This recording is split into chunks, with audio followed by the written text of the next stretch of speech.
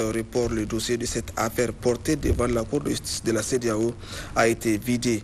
Le verdict ainsi rendu est en faveur de l'État du Niger. La Cour a rejeté toutes les accusations portées par Mohamed Ousmane contre l'État du Niger.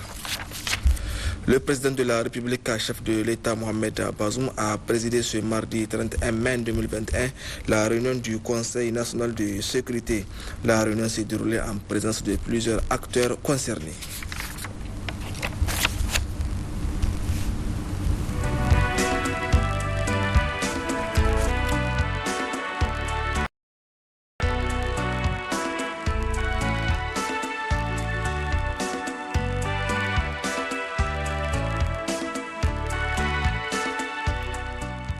Restons à la présidence. Le chef de l'État a reçu ce mardi après-midi une délégation du Fonds saoudien pour le développement. La délégation est conduite par Abdrahman Al-Harbi.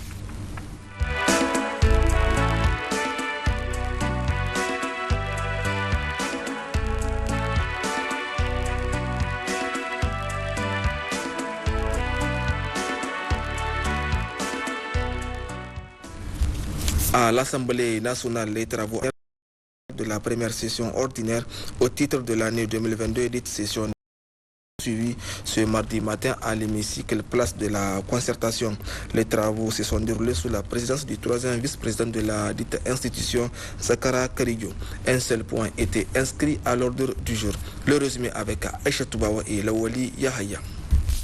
Au cours de cette séance plénière, les députés nationaux ont examiné et adopté les modifications à apporter à l'ordre du jour et au calendrier des travaux. Les propositions de ces modifications ont été faites lors de la conférence des présidents tenue hier lundi 30 mai 2022. Cette séance plénière était aussi l'occasion pour le président de la Commission des finances et du budget de l'Assemblée nationale de porter à la connaissance de la représentation nationale du Niger à la présidence du WAPAC, Association des commissions des finances des pays ouest, mandat de 2 ans.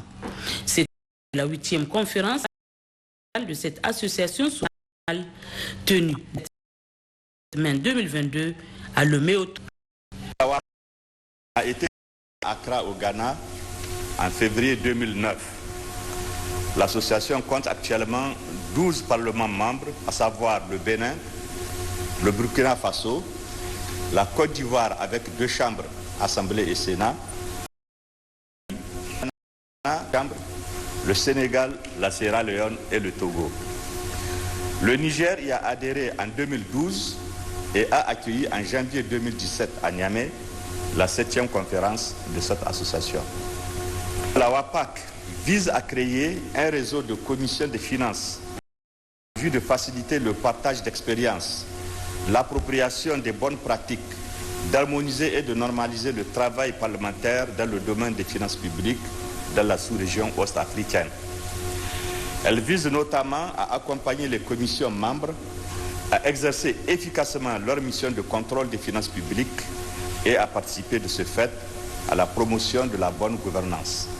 La séance plénière reprendra le samedi 4 juin 2022 à partir de 10h avec à l'ordre du jour l'interpellation du ministre du Commerce sur la cherté de la vie. Pour sa part, le Premier ministre chef du gouvernement Oumoudou Mahmoudou a présidé mardi après-midi à Niamey la réunion du Conseil national d'orientation et technique du projet phase 1 du Fonds régional de stabilisation dans les régions fragiles des États membres de la communauté économique des États de l'Afrique de l'Ouest CEDEAO. Le point avec Aminata Garba. Il s'agit à travers cette réunion qui a réuni autour du Premier ministre chef du gouvernement, les ministres concernés et les acteurs du domaine de la stabilisation des situations de fragilité, d'échanger sur plusieurs questions relatives à la situation des conflits en vue d'améliorer les conditions de vie des populations. Cette première réunion permet au Niger de profiter d'opportunités offertes par la CEDEAO en appuyant les pays qui sont dans une situation de fragilité, particulièrement dans une situation de post-conflit. Le projet Fonds régional de stabilisation et du développement dans les régions fragiles des États membres de la CEDEAO est un programme soutenu par la CEDEAO et financé par la coopération allemande GIZ pour une durée de 3 ans.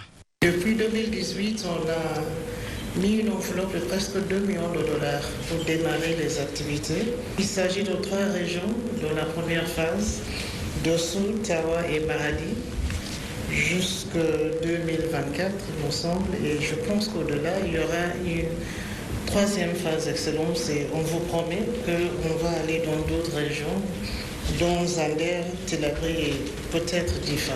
Ce projet, qui est à sa première phase, vise la stabilité et le développement durable avec comme principaux objectifs l'amélioration des conditions de vie des populations, le renforcement de la cohésion sociale et la promotion de la bonne gouvernance. Le choix de notre pays pour bénéficier de la première phase du projet de stabilisation et de développement des régions fragiles dans les États membres de la CEDEAO, initié par la Commission de la CEDEAO et le ministère fédéral pour la coopération et le développement de la République allemande, est un signe éloquent de solidarité de la CEDEAO et de la République fédérale d'Allemagne envers nos populations. Ce projet permettra de renforcer les capacités des pouvoirs publics à mettre en œuvre des solutions locales adaptées et partagées aux facteurs de fragilité. Cette première phase du projet, qui concernera les régions de Dosso, Maradi et Tawa, a pour cible principale les jeunes, les femmes et les couches les plus vulnérables. Je n'ai aucun doute que ce projet complétera les efforts de stabilisation et de développement déjà engagés par le gouvernement dans les régions de Difa et de Tillabéri, sous le leadership du président de la République, chef de l'État, son Excellence Mohamed Bazoum, avec les opérations de retour des déplacés dans leur territoire d'origine. Le premier ministre-chef du gouvernement, Oumoudou Mahamadou, a encouragé la commission de la CEDEAO à poursuivre de telles initiatives au profit de ses États membres.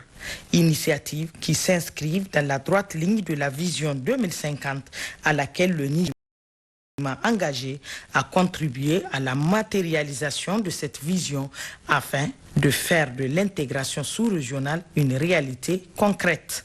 En effet, à l'horizon 2050, la CEDEAO entend se construire autour de 5 piliers que sont une région sécurisée, stable et en paix, une région dotée d'institutions fortes et respectueuse de l'état de droit et des libertés fondamentales, une région pleinement intégrée et prospère, une région mobilisée pour la transformation, le développement inclusif et durable, une communauté de peuples totalement inclusive des femmes, des jeunes et des enfants.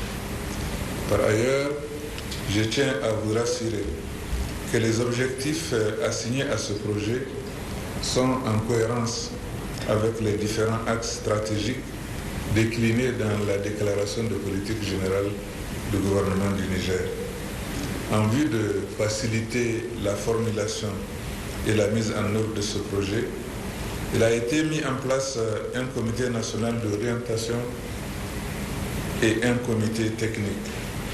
Ils ont la charge de soutenir les activités opérationnelles en veillant particulièrement à ce que la conception et la mise en œuvre soient conformes à la fois aux principaux objectifs du projet et aux besoins et aspirations des populations. Cette réunion a donné l'occasion aux parties prenantes de poser des questions et apporter des contributions afin de mieux connaître le projet. En marge de la réunion, il faut noter que le premier ministre-chef du gouvernement, Oumoudou Mahamadou, a reçu en audience la délégation de la commission de la CEDEAO, conduite par sa vice-présidente, Madame Finda Ernest Koroma. Du sport dans cette édition avec cette annonce après un meeting à Nairobi au Kenya remporté en début du mois de mai. L'athlète nigérienne Amina Tousseni a remporté le grand meeting de Slovaquie en dévançant de 57 secondes l'américaine Alison Felix qui était cette fois championne olympique. Félicitations donc à la Nigérienne Aminatou Seni. Parlons diplomatie dans ce journal. La cérémonie de signature de convention de financement du programme contrat relatif à la résilience et construction de l'État entre la République du Niger et l'Union européenne. Un partenariat qui comporte plusieurs axes stratégiques. C'est le ministre d'État, ministre des Affaires étrangères et de la coopération, Hassim Massoudou, qui a présidé la cérémonie. Le temps fort de cette signature de convention avec Kadijatou Kimbokolo. La présente signature de convention est la 4e du genre. C'est un processus qui porte sur le programme d'appui budgétaire sous forme de contrat pour la résilience et la construction de l'appareil de l'État. Il y a eu lieu de rappeler qu'ici même, nous avions procédé le 25 mai 2022, soit la semaine dernière, à la signature des 3 autres conventions de financement entrant dans le cadre du plan d'action annuel pour un montant global de 105 millions d'euros, soit l'équivalent de 70 milliards de francs CFA. Le programme, objet de la présente cérémonie, a été formulé sur la base des priorités de notre pays et vise à soutenir le gouvernement nigérien dans ses efforts en vue d'éradiquer la pauvreté et réduire les inégalités à travers le renforcement de la gouvernance et la redevabilité institutionnelle et financière, y compris dans la gestion et la prévention des défis migratoires, des crises et des chocs. Un accès plus équitable et plus efficace au système éducatif et à la formation professionnelle, notamment pour les femmes et les jeunes. La promotion d'une croissance économique inclusive et la création d'emplois. La coopération entre le Niger et l'Union européenne sont au beau fixe. Dans cette optique, la chef de la délégation de l'Union européenne au Niger a salué les efforts du gouvernement nigérien à travers son programme de développement. Cette convention porte sur une modalité de mise en œuvre qui nous est très chère. Il s'agit de l'appui budgétaire et qui vient à la fois confirmer et renforcer davantage l'excellente coopération qui unit l'Union européenne à la République du Niger. Et cela me donne aussi l'occasion de renouveler ici. Et alors que le pays fait face effectivement à de nombreux défis, dont socio-économiques que sécuritaires, dont la volonté et la détermination de l'Union européenne de se tenir aux côtés de la République de Niger et d'œuvrer ensemble dans un esprit de partenariat et de redevabilité mutuelle. C'est sur une note de satisfaction qu'a pris fin cette cérémonie de portée diplomatique qui est le fruit d'un processus entre le Niger et l'Union européenne. Parlons climat à présent. La 2e conférence scientifique internationale sur le changement climatique dans le Sahel s'est déroulée le mardi. Une assise qui a regroupé plusieurs experts. C'est le ministre de l'Agriculture qui a présidé la cérémonie. Le compte rendu de Nana Mariam Moutari. L'Afrique de l'Ouest et le Sahel sont parmi les régions du monde les plus touchées par les changements climatiques affectant du coup tous les secteurs socio-économiques. C'est à cet effet que le comité inter-État de lutte contre la sécheresse au Sahel, SILS, à travers les centres régionaux climatiques Agrimet, en tant qu'organe sous-régional spécialisé sur les questions climatiques et environnementales, s'est résolument engagé à accompagner les États membres dans la lutte contre ces fléaux et ses effets néfastes. C'est dans cette optique que se tient cette conférence, la 2e du genre, et qui regroupe à Niamey d'éminentes personnalités et experts du monde scientifique œuvrant dans la lutte contre les changements climatiques. En réunissant des experts de haut niveau de diverses disciplines, issus de diverses institutions nationales, régionales et internationales, cette conférence ambitionne de faire le point des acquis en matière de technologie, techniques et pratiques appropriées pour l'adaptation et l'atténuation des besoins en matière de recherche, de vulgarisation sur la vulnérabilité, l'adaptation, l'atténuation et la résilience. Votre centre s'est beaucoup renforcé et vous pouvez en être fiers. Il dispose du contenu de se doter d'infrastructures et d'équipements adéquats, notamment pour la réception et le traitement des images satellitaires, les calculs de haute performance, ainsi que des laboratoires de haute technologie. Risques, vulnérabilité et impact du changement climatique dans les secteurs agricoles, c'est le thème de la 2e conférence. Le ministre de l'Agriculture a souligné que le Niger a d'ores et déjà, dans la lutte contre les changements climatiques, mis en œuvre plusieurs projets, programmes et initiatives nationaux d'atténuation et d'adaptation pour y faire face. C'est dans ce cadre que plusieurs documents nationaux ont été élaborés, à savoir la communication nationale initiale en 2000, la deuxième communication nationale en 2009, la troisième communication nationale en 2016 et plus récemment la quatrième communication et le premier rapport biennal actualisé. Et enfin, la contribution déterminée au niveau national qui a été actualisée à l'occasion de la COP 26. Auparavant, plusieurs autres allocutions se sont succédé, à savoir celle du gouverneur de la région de Niamey, celle de la représentante de l'ambassadeur de l'Union européenne au Niger, de la directrice de l'USAID, également représentante du chef de file des partenaires techniques et financiers du SULS et du commissaire en charge de l'agriculture et de l'environnement de la CEDEAO. Tous ont souligné la nécessité pour les États membres de mettre davantage l'accent sur l'atténuation et l'adaptation face au changement climatique pour un avenir plus résilient pour les populations. D'autres acteurs, pas du moindre, ont également par visioconférence exprimé leur satisfaction pour la tenue de cette conférence. Et enfin, à Zander, la ministre de la fonction publique et de la réforme administrative, Daoura Hadizatou Kafougou, a présidé mardi une rencontre avec les cadres de l'administration publique à Zander. D'autres précisions avec Kader Nana Balkissa.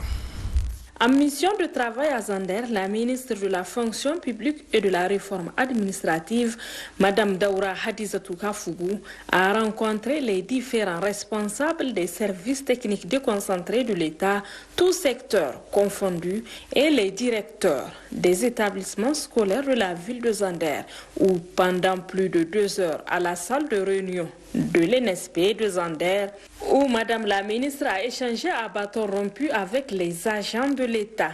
Plusieurs sujets étaient au menu de ces échanges, notamment la gestion de la carrière des fonctionnaires de l'État, les avancements automatiques, les avancements au choix, le reclassement, les fonds de retraite, le statut particulier et le statut autonome. Au cours des débats, plusieurs participants ont posé des questions d'éclaircissement et d'autres ont soulevé des préoccupations. Des interrogations auxquelles Madame la ministre de la fonction publique et son staff ont su donner des réponses. La délégation ministérielle a également visité la direction régionale de la fonction publique afin de s'enquérir des conditions de travail des agents. Nous allons œuvrer désormais pour mettre les agents dans des meilleures conditions de travail afin de produire un bon résultat.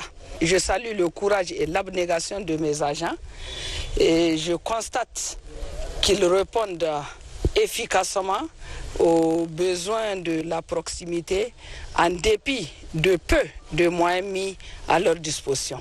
Enfin, c'est par une visite de courtoisie chez le sultan du Damagaram, honorable Aboubakar Sanda, que la ministre Hadizatou Kafougou a bouclé sa mission de travail dans la cité du Damagaram. Et voilà, mesdames et messieurs, c'est la fin de cette édition.